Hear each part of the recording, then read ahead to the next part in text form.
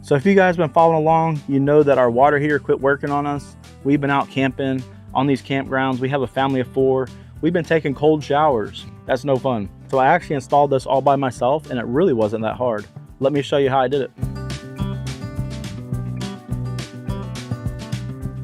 So before we start on this install, let me tell you guys a little bit about this water heater. So this right here is the GIDROX 55,000 BTU RV tankless water heater.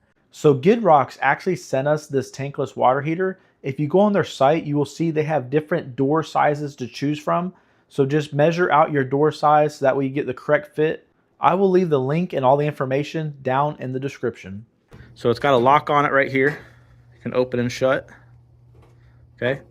Inside the front here, it is ready to roll right out of the box. You don't have to do anything to it. It's all hooked up. This is your main board here. This is your pressure relief valve. It's got the exhaust. It's got an on and off switch. It's got a fuse. So everything up here is ready to go. You don't have to do anything to it except the on and off switch. Okay, so we're gonna go ahead and shut this. It's a nice handle on it. Good looking water heater. Let's take a look at the back side. I want to show you guys the specs real quick.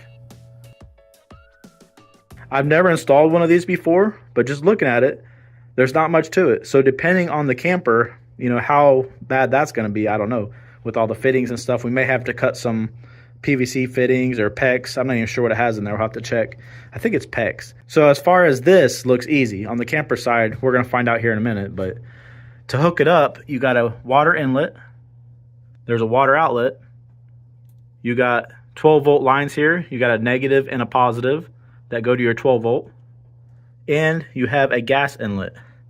And is this a flared fitting? Let's see.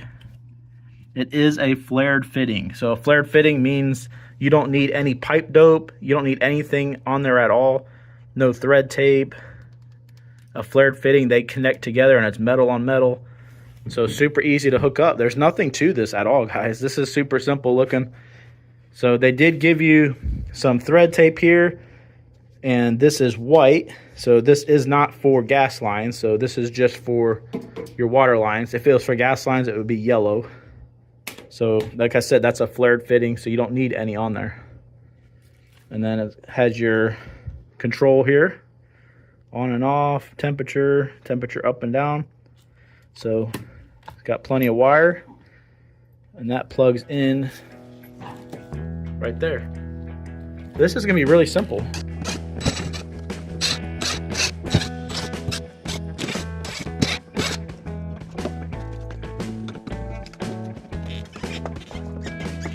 Let's go ahead and get this propane line off.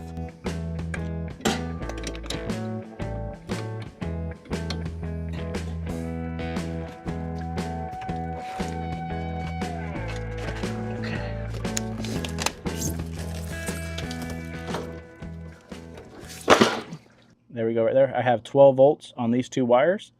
So these are my 2 wires right here that I will be using to turn on that water heater. I'm actually going to start wrapping these threads up with some tape.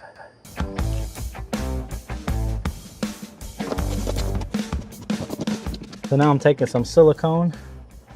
I am going around this hole. This is just clear outdoor silicone. Waterproof.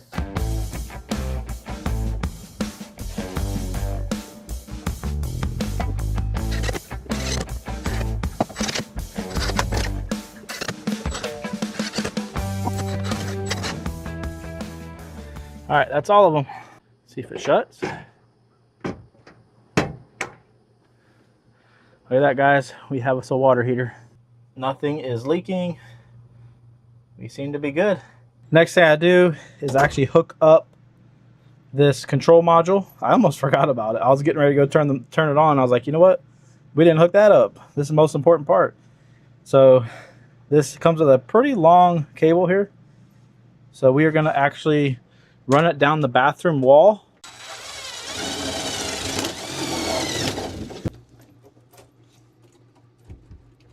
We're in, guys. And then it's going to be Velcroed up here, up high, so the kids don't get it. And that's where it's going to be, right there. Like I said, this wire, I got a little strip for it that's going to hide the wire.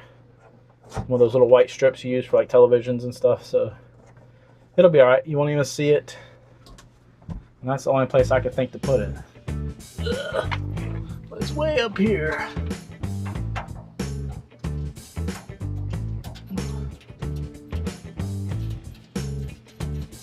Okay, so I got these little Velcro strips. So I think I'm gonna put it about right there. Just like that. Propane is turned back on.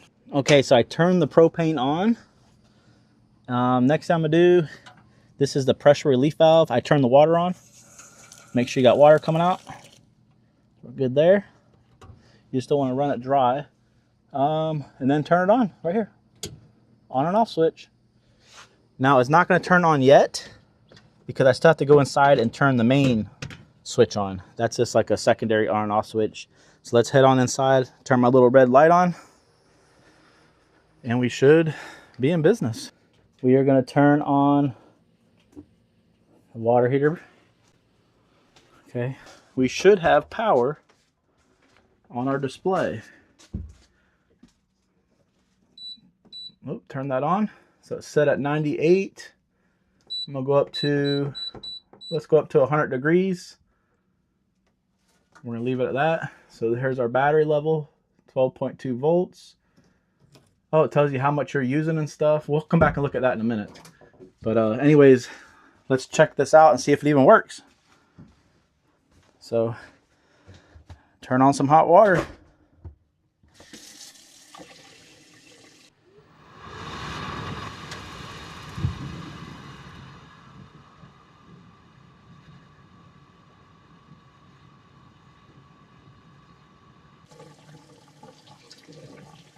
Okay, we definitely got some hot water going.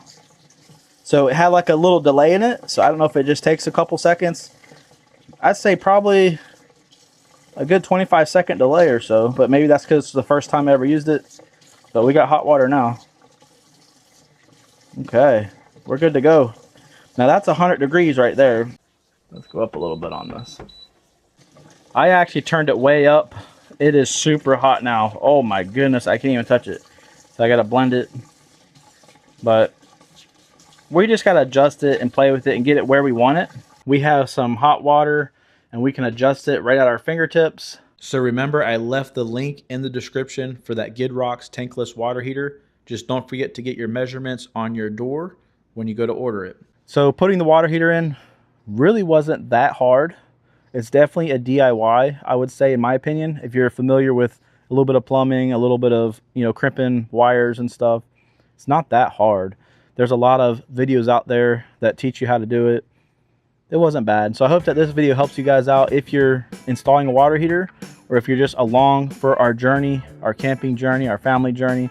We're glad to have you guys. Make sure you hit that subscribe button. Give us a big thumbs up. That really helps us out. And I guess we're going to start planning our next camping trip. We'll see you guys out there on the road. Bye.